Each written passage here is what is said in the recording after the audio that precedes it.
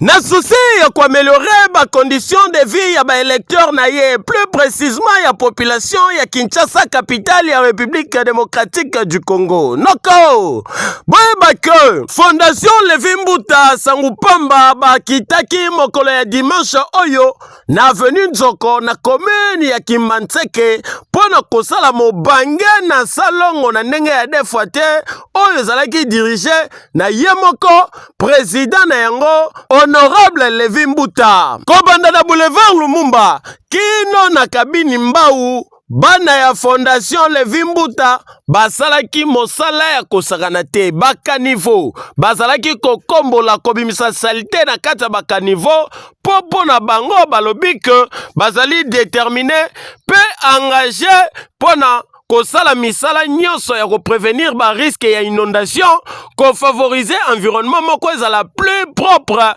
pour population ya Kinshasa bazala toujours na sécurité sanitaire. Président ya Fondation Levi Mbuta Sangupamba alakisaki que ye azali très déterminé, azali na volonté ya agir concrètement pour na koluka développement local, surtout salubrité et longwa peut bien-être public. Surtout salubrité et régner peut bien-être public.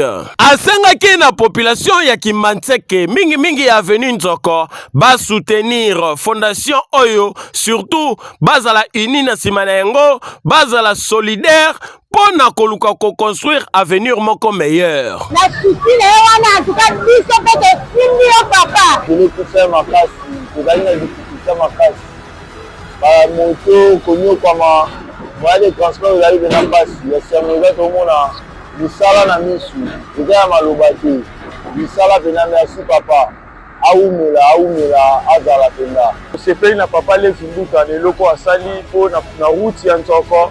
Moya koleka ezalaki te soki mbula ebeti donc mituka moya eleka ezali te tozalaki na pénalisation ya makasi na tosepeli na ye papa Levi Mbuta ya kosalela biso mosala mpe mosala ezomwana na misu.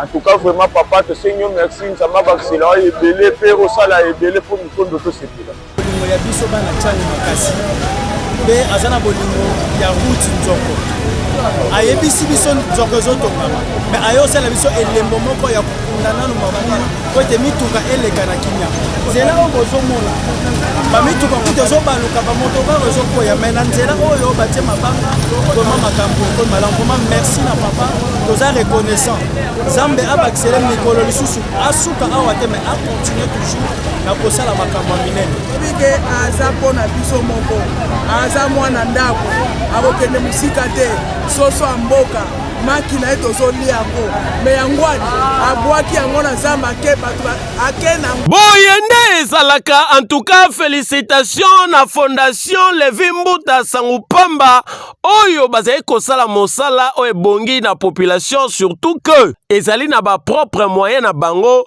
nde bazali koluka bien-être ya population. En tout cas batu oyo bakino basengeli kopesa maboko ezali nde ba honorable Levi Mbuta oyo na mosala kitoko bazali kosala.